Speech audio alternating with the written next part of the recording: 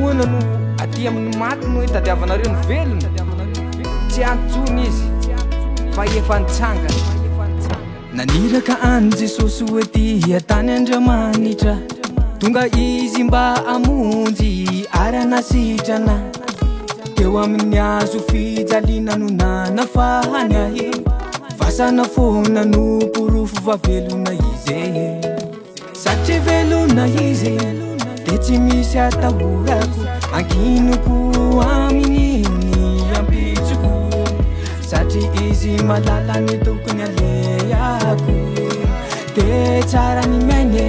fa velona Jesosy ary efa mifarana ny diako ety ka tsy maintsy atrikany ady farany aho ao amin'ny voninahitra ery ampitery no iandrasan'i Jesosy ahy ho hitako izy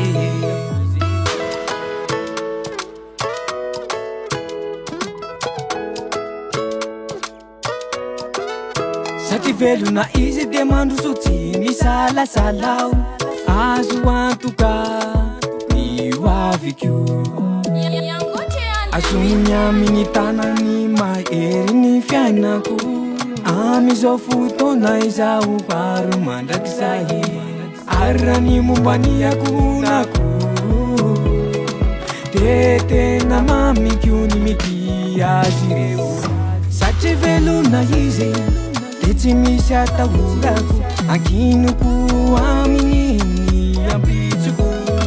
satria izy malala ny tokony alehako de tsara ny maine fa velona Jesosy ary efa mifarana ny diako ety ka tsy maintsy atrikany ady farany aho ao amin'ny voninahitra ery ampitery no iandrasan'i Jesosy ahy ho hitako izy aza matahotra izao ny voalohany sy farany dia ilay velona efa maty aho nefa iny velona mandrakizay